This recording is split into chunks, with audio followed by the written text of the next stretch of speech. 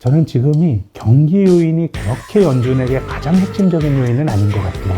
자산시장의 저금리 환경이라고 하는 게 중요한 역할을 했는데 인플레이션이 완화가 됩니다. 그러면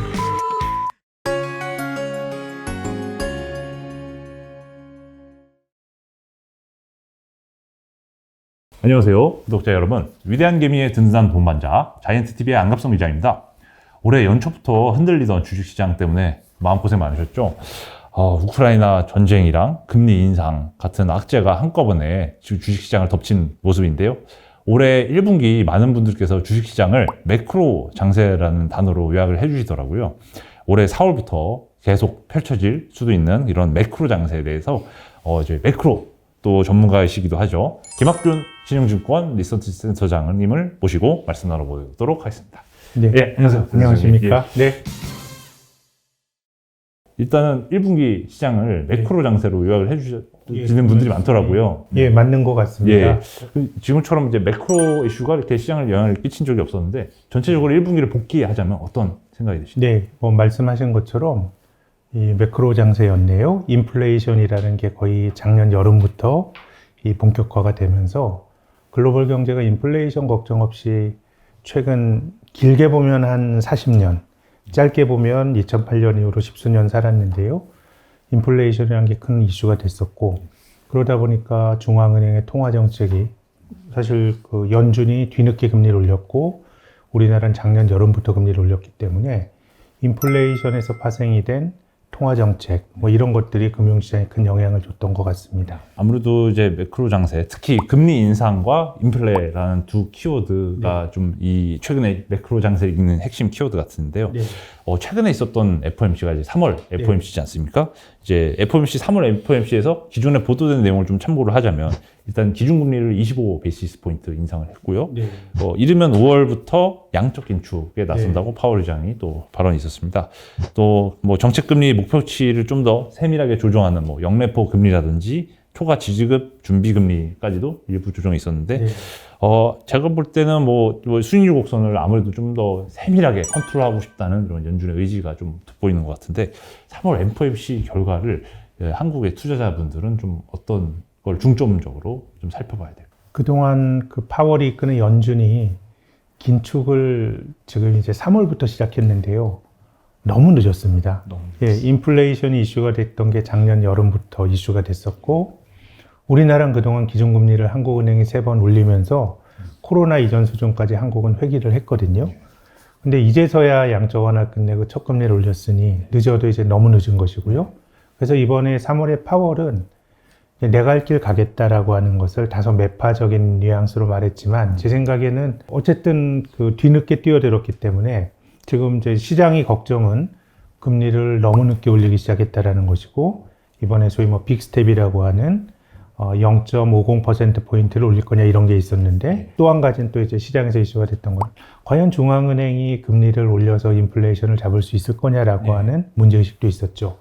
이 중앙은행이 금리를 올려서 긴축을 통해서 물가를 잡는 거는 인플레이션의 원인이 수요에 있을 때는 그게 가능합니다. 사람들이 과잉 수요가 있을 때 금리를 올려서 과잉 수요를 억누르면서 물가 상승을 억제하는데, 지금은 이제 물가가 많이 올라가는 게 지정학적 불안에 따른 원자재 가격 상승, 또 코로나 바이러스가 여전히 확산이 되면서 제대로 조업이 이루어지지 못하는 데서 비롯되는 공급 병목, 공급 측면에서 문제가 있었던 거거든요. 그럼 공급 측면에서 문제가 있을 때 과연 중앙은행이 금리를 올리는 게 맞냐라는 문제의식도 문제제기도 할 수 있었고, 그래서 여러 가지 말이 많았는데, 제 생각은 파월은 우리 이제 우리 길 간다. 그 대신에 빅스텝보다는 0.25%포인트씩 올리면서 우리 길 간다인데, 중요한 건 금융시장에서 생각하는 우리 길의 종착역이 어디냐, 금리를 계속 올릴 거냐. 제 생각에는 올해는 내내 올릴 가능성이 전 높다고 보는데요. 앞으로 FOMC가 이제 6번 남아있거든요. 6번 다 올리게 되면 미국의 연방기금 금리가 1.75에서 한 2% 정도 됩니다. 네. 코로나 이전의 수준이 1.75%니까 거의 그 수준 가는 거거든요. 네. 제 생각에는 올해는 많이 올리겠지만 내년부터는 매우 신중한 행보를 하지 않겠는가라는 생각입니다. 그럼 내년부터 이제 신중한 행보를 보일 거라고 말씀을 주셨는데, 원래 이제 작년에 인플레이션이 이렇게 대두되기 전까지만 해도 연준이 기준금리를 2023년 또는 2024년까지 천천히 코로나 이전 수준을 회복할 것이라는 예상이 많았지 않습니까? 네. 이제 인플레가 거세지면서 또 일시적 인플레에 대한 연준 예측이 틀리면서 네. 이제 이런 빠른 금리 인상이 벌어지고 있는데요. 23년부터 네. 금리 인상이 좀 둔화될 거라고 보시는 건지? 저는 못 올릴 가능성이 좀 높다고 보는 쪽인데요. 일단 뭐 지금 연준이 그 3월 FOMC 결과로만 놓고 보면 상당히 좀 이제 매파적인 본색을 드러냈다라고 하는 해석이 많습니다. 네. 근데 지금 안 기자님 말씀하신 것처럼 그럼 우리가 지난 1년 동안의 연준의 행보를 한번 그 복기를 해보면 작년 여름까지만 하더라도 2022년에 기준금리를 올린다는 건 시나리오에 없었습니다. 네. 그때만 해도 인플레가 막 생겼거든요. 근데 작년 9월에 FOMC를 끝내면서 느닷없이 이제 2022년 올해 9월 금리 인상론이 처음으로 이제 들어왔고요. 12월 FOMC 했더니 6월에 금리 올릴 거다라고 이제 기대치가 상향 조정됐죠. 네. 또 연초에 FOMC 회의록을 열어봤더니 6월이 아니고 3월일 거야라고 주장을 했습니다. 그러니까 지금 보면 연준이 지금 3월에 자신들의 어떤 그 행로에 대해서 얘기를 했지만 지난 5, 6개월 전의 연준과 지금 연준 같은 사람이거든요. 네. 그럼 5, 6개월 전에 연준이 자기 말대로 가는 건 아니잖아요. 네. 근데 제가 지금 그 파월 의장이 꼭 해야 될 일은 앞으로 뭐 경기라든가 인플레이션에 따라서 연준의 통화 정책은 매우 가변적이겠지만 네. 지금 많은 나라 중앙은행들이 긴축을 하는 중요한 목적 중에 하나는 비정상의 정상화입니다. 정상이 예. 코로나 이후에 굉장히 금리를 낮추지 않았습니까? 네. 근데 지금 상황이 우크라이나 문제라든가 여러 가지 걱정들이 많지만 코로나 직후와 같은 불확실한 상황 아니잖아요. 자산 가격도 많이 올랐고 네. 그런 거라 그러면 일단 코로나 이전 수준으로까지 정책 금리를 빨리 올릴 당위성은 모든 나라 중앙은행들이 갖고 있거든요. 네. 또 형편이 좋을 때 금리를 좀 올려놔야 나중에 그 경기가 나빠질 때 또 금리를 내리는 그런 어떤 운신의 폭이 넓어질 수 있기 때문에 제 생각에는 그 코로나 이전 금리 수준 올해 앞으로 5번 혹은 6번 정도 올릴 때까지는 네. 연준은 뭐 자기의 길을 갈 것 같은데 네. 그 다음의 행보는 우리가 지난 과거 수개월의 연준을 보면 굉장히 갈팡질팡하지 않았습니까? 네. 그 상황에 따라 결정이 될 몫이지 지금은 굉장히 글로벌 경제가 유동적인 환경이거든요. 예. 그렇기 때문에 지금 내년까지 강하게 간다라고 하는 것은 제 생각에는 매우 가변적인 거다. 네. 다만 이제 경기 사이클이나 이런 걸 생각해 보면 코로나 이후로 2020년 2분기 초부터 미국 경기도 회복인데 이게 경기란 게 사이클이 있기 때문에 계속 확장할 수는 없거든요. 그러면 올해 연말 내년 초 정도 되게 되면 미국 경기도 순환적으로 하강할 가능성이 높아서 예. 이 미국 연준의 코드를 비정상의 정상화, 빨리 금리를 코로나 이전까지 올린다는 관점에서 보는 게 지금에 타당할 것 같고요. 이후의 행보는 매우 좀 가변적이지 않겠는가. 근데 내심 제 생각은 금리를 올리긴 좀 힘들지 않을까라는 생각이고요. 또 코로나 이전과 비교를 해보면 미국 경제의 잠재 성장률이 코로나 이후에 뭐 떨어졌다라고 보는 게 합당할 것 같고요. 예. 그럼 코로나 이전에 2018년에 미국의 10년짜리 그 정책 금리가 2.5%까지 갔거든요. 네. 그러면 올해 연말까지 계속 금리를 올리게 되면 2% 정도 되거든요. 네.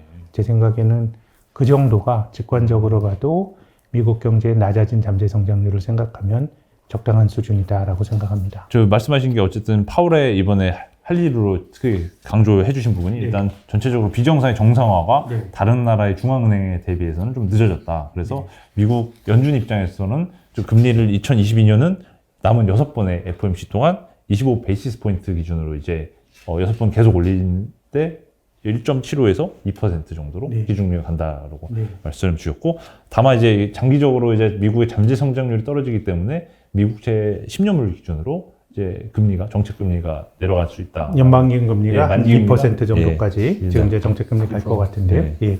내려간다고 말씀해 주셨는데, 이것 때문에 최근 시장이 이제 네. 장기 중립금리에 대한 약간 기대치 자체를 좀 하향 조정하고 있는 이제 맞습니다. 보도가 나오고 있습니다. 네. 그래서 장단기 금리차도 이제 10년물과 2년물 기준으로 이제 격차를 봤을 때 지난 18일 기준으로 0.17 수준까지 좀 축소됐다고 일단 나와 있더라고요. 예, 저는 이제 루이지애나 연준의 그 프레드 데이터를 이제 참고를 했습니다. 예.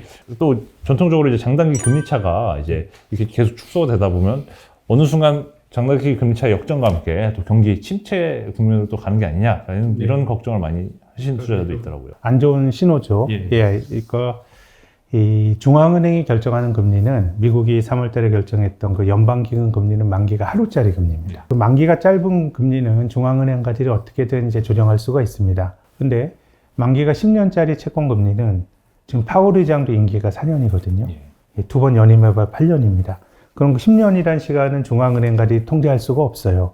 10년 만기가 긴 장기 금리는 시장 참여자들이 미래의 경제 전망이나 혹은 뭐 인플레이션 강도에 따라 시장에서 결정되는 금리입니다. 그러니까 장단기 금리 차가 역전된다는 얘기는 뭐냐면 이제 인플레이션 압박이 있어서 중앙은행이 금리를 올리는데 장기적으로 보면 사람들이 경기에 대해서 자신을 못하는 거예요. 그래서 이것이 어떻게 보면 장단기 금리 차 역전이라고 하는 게 이 경기 둔화의 신호이고 어떻게 보면 경기 둔화의 결과물일 수도 있는데 지금 아직까지는 그 지난주 FOMC 이후에 5년과 10년짜리 금리가 살짝 역전이 됐고 지금 2년과 10년짜리 금리는 조금 이제 갭이 있어가지고 뭐 가능성은 두고 봐야 되겠습니다만은 좀 이제 역전이 되려면 시간이 좀 걸리지 않을까라는 생각이 들고 다만 이 현상은 뭐 장단기 금리 차가 역전이 될 거다 안 될 거다 이건 예상할 필요는 없는 거고요. 다만 이제 그런 일이 벌어졌을 때는 채권 시장에서는 경기 둔화에 대해서 강하게 프라이싱을 하고 있구나라고 해석하시면 될 것 같고 주식 시장이 글로벌 금융위기 이후에 미국 시장이 가장 크게 흔들렸던 시기가 2018년인데요. 그때도 장단기 금리가 이제 역전이 되면서 이제 미국 주식 시장이 꽤 많이 흔들렸던 경험도 있습니다. 그래서 뭐 저희 채널을 보시는 구독자분들께서도 미국 주식뿐만 아니라 한국 주식도 투자를 하고 계신데 센터님께서 말씀하신 대로 2018년 특히 나스닥 12월 검은 12월이었지 않습니까? 그때 나스닥 기준으로도 뭐 한 10% 정도의 안팎의 이제 지수 조정이 있었고 한국 시장도 마찬가지로 비슷하게 기술주 위주로 많이 빠졌던 기억이 나는데 그때도 문제가 됐던 발언은 결국 이제 파월 의장의 오토파일럿 관련 또 발언이 이제 나오면서 그냥 기계적으로 금리를 계속 긴축을 이어갈 것이라는 이런 신호로 받아들이면서 시장이 크게 조정받았지 않습니까?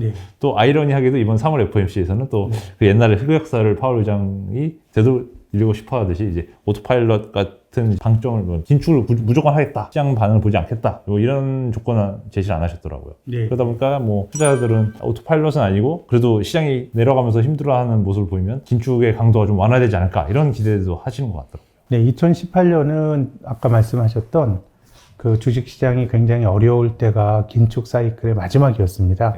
2018년 12월까지 미국이 그 정책 금리를 올리고 2019년 여름부터는 보험용 금리 인하랑 그래서 이제 금리를 낮추었거든요.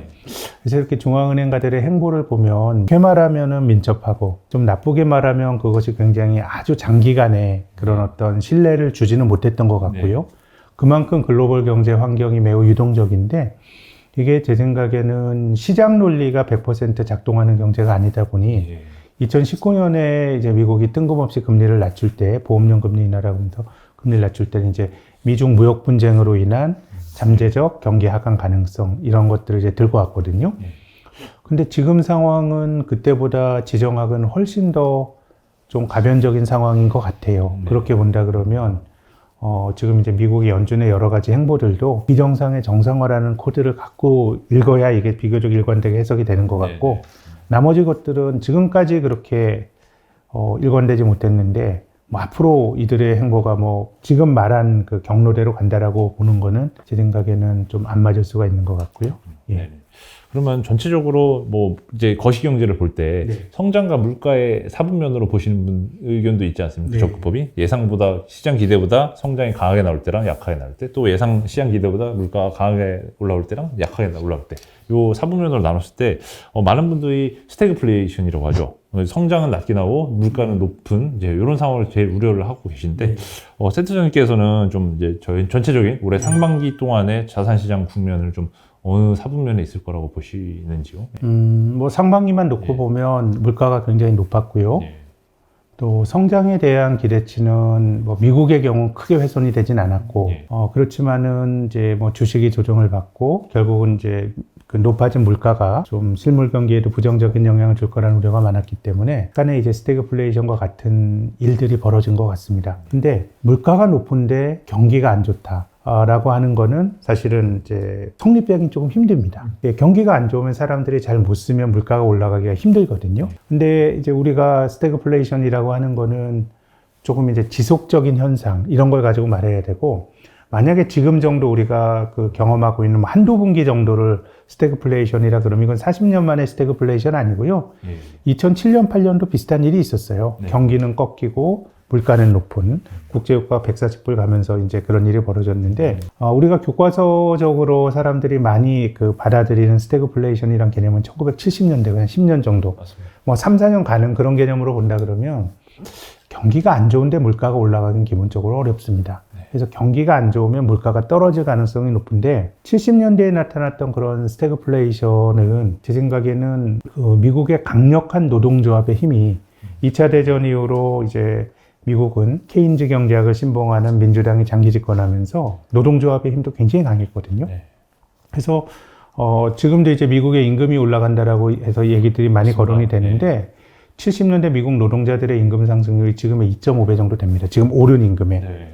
그러다 보니까 물가가 높아져도 임금이 높아지면서 구매력이 유지가 되고 또 물가가 높아지는 이런 패턴이 나타났는데 지금은 임금 상승을 어떻게 보느냐가 좀 중요할 것 같긴 한데 저는 상당 부분이 코로나로 인한 문제가 좀 큰 것 같아요. 사람들이 출근을 못하고 이러면서 기본적으로 이제 노동난이 발생하는 것인데요. 네. 이런 거라 그러면 글쎄요. 지금 그 구미권의 경우는 코로나가 약간 집단 면역 비슷하게 지금 가고 있는 거 아닙니까? 네. 그런 거라 그러면은 앞으로의 모습은 경기가 나빠지면서 물가가 올라가기보다 높아진 물가가 경기를 꺾고 물가도 같이 떨어지는 네. 저는 앞으로 뭐 한 1년 반, 2년을 놓고 본다 그러면 스태그플레이션보다는 스태그네이션. 예. 그러니까 이거는 이제 경기 둔화와 예. 물가 둔화 같이 이제 조합이 되는 조합인데요. 예. 특히 미국에서도 이제 미시간대 소비자 신뢰 지수 같은 거 지난주에 나왔던 걸 보면 예. 굉장히 안 좋게 나왔잖아요. 네. 이제 이거는 높아진 물가가 수요를 잠식하는 거기 때문에 제 생각에는 스태그플레이션이 현실화되기보다는 앞으로는 경기 둔화에 대한 걱정이 훨씬 더 크지 않겠는가. 예. 그래서 제가 연준이 내년도에는 인플레이션 문제보다는 예. 경기 쪽의 걱정이 각국 중앙은행들이 굉장히 커질 것 같고 네. 장기적으로 미국 연준이 금리를 많이 못 올릴 거다라고 생각하는 것도 저는 예. 뭐 거기에 있습니다. 결국 전체적으로 정리를 해드리자면 이제 어쨌든 70년대 같은 미국의 스태그플레이션, 전통적인 의미의 스태그플레이션은 미국의 노조, 왕성한 노조 활동과 그에 따른 임금 상승까지도 좀 감안을 한 역사적 측면이 있었는데 그때와 지금은 좀 다르다. 그러니까 많은 분들께서 일각에서 이제 가능성을 제시하시는 정말 오일 쇼크 시절에 70년대, 80년대 보였던 그런 10년 동안의 장기 트렌드로서의 그런 물가 상승을 벌어질 것 같지는 않다고 일단은 보시는 거죠. 예. 그래서 오늘날 임금 상승은 이제 다분히 코로나 때문이기 때문에 내년만 접어들더라도 물가랑 경기가 같이 둔화가 되는 스태그네이션 현상이 발생할 가능성이 높다라고 이제 좀 정리를. 네, 뭐 사실 주식하는 입장에서는 그러면 경기 둔화가 되는 거 그럼 좋은 거냐? 좋은 건 아니지만 지난 10여 년 동안의 이제 주식시장을 보면 미국은 올 들어서 꽤 크게 조정을 받고 있지만 미국 시장은 지난 10여 년 동안이 미국 증시 120년 역사에서 가장 강력한 강세장이었습니다. 근데 우리가 흔히 이 주가는 실물 경제의 그림자 이런 얘기 하지만 지난 10년 보면 주가가 실물 경제의 그림자 아니었어요. 맞습니다. 예, 미국 경제의 성장률을 보면 지난 10년 동안의 주식시장은 가장 뜨거웠지만 미국 경제의 연율화 성장률, 연평균 실질 GDP 성장률을 보면 1.6%밖에 안 됐습니다. 이건 2차 대전 이후로 가장 낮은 수준이에요. 그러면 실물 경제는 장기적으로 보면은 굉장히 낮은 성장인데 왜 주식은 이례적으로 좋았는가라고 생각을 해보면 제 생각에는 저금리 효과가 매우 컸기 때문에 뭐 경기가 나빠지면서 뭐 스태그네이션이라는 게 뭐 주식에 좋은 건 아닙니다. 경기가 그렇지만은 금리가 많이 안 올라가고 그런 상황에서 중앙은행의 통화 정책이 또 부양적으로 바뀐다 그러면 지금 10여 년 동안 움직여왔던 자산시장을 움직였던 기본 틀이 바뀌는 건 아니기 때문에 뭐 그런 점에서는 또 투자하는 사람들에게는 또 저는 중앙은행의 긴축 기조가 좀 완화가 되면 그 나름대로 또 자산시장은 또 기회를 찾아 나갈 거라고 봅니다. 맞습니다. 그래서 많은 증권사에서도 항상 연초 1월, 특히 1월 조정을 겪었던 많은 증권사에서 많이 또 투자 의견을 내신 경향이 있는 게 미국 S&P 500 지수 기준으로 역사적으로 FOMC 이후 이제 첫 금리 인상이 단행된 이후에도 증시는 당분간은 상승을 이어갔다라는 이제 뭐 당분간이라는 게 이제 6개월이 될 수도 있고 1년이 될 수도 있지만 첫 금리 인상을 이후로 모두 위험 자산을 다 주식을 다 팔아버리고 안전자산 채권으로 도망갈 필요가 없다. 이런 의견을 많이 내시더라고요. 근데 그래서 그런 말씀을 종합을 하자면 3월 FOMC가 첫 금리 인상이었던 만큼 미국 주식을 투자하시는 분들께는 오히려 그동안 조정을 많이 받았던 성장주, 기술주 위주로 매수를 해야 되는 이런 비중 확대의 기회가 아니었나 이런 의견이 있으신데 이거에 대해서는 어떻게 보시죠? 저는 조금 견해는 다른데요. 예. 그런 주장과 지금 말씀드린 것처럼 중앙은행이 긴축을 할 때 내가 금리를 올려가지고 그 나라 경기를 망치고 자산시장을 망치고 싶은 중앙은행은 없죠. 그렇지만은 이제 경제가 버틸 수 있으니까 금리를 올리는 겁니다. 근데 파월도 그런 얘기를 했어요. 2018년도에 이제 금리를 올릴 때 이게 어느 정도가 변곡점인지 이건 우리가 모른다. 다만 조심스럽게 하는데 2018년에는 금리가 2.5% 기준금리가 또 10년짜리 금리가 한 3.2%가 가니까 금융시장이 조정을 받았더라. 지금도 이런 변곡점 우린 조심스럽게 볼 거다라는 얘기를 파월이 이제 했는데요. 과거보단 지금은 연준이 금리를 올리는 게 매우 늦었고요. 그러니까 예전에는 굉장히 경기가 확장되는 장기간에 걸쳐서 중앙은행의 통화정책이 같이 갔는데 긴축이 갔는데 지금은 거의 미국 경기의 고점 부근에서 금리 인상이 단행이 되니까 조금 다를 수가 있고 또 두 번째는 앞서 말씀드린 것처럼 어쨌든 뭐 이게 비정상의 정상화라는 관점에서 보더라도 그래도 경제가 버틸 수 있으니까 금리를 올리는 건 맞는데 저는 지금이 경기 요인이 그렇게 연준에게 가장 핵심적인 요인은 아닌 것 같아요. 설사 경기가 조금 둔화가 되더라도 코로나 이전까지는 빨리 가야 되기 때문에 그런 맥락으로 본다 그러면 이번에 금리 올리는 과정에서 과거처럼 주식시장이 똑같이 반응하진 않을 수는 있는데 제가 말씀드린 건 뭐 꼭 올해가 아니더라도 근본적으로 이 자산시장의 저금리 환경이라고 하는 게 경기부양적인 저금리 환경이 자산시장이 굉장히 중요한 역할을 했는데 인플레이션이 완화가 된다 그러면 그런 판 자체가 바뀌지는 않지 않겠는가라는 정도 기대는 갖고 있습니다.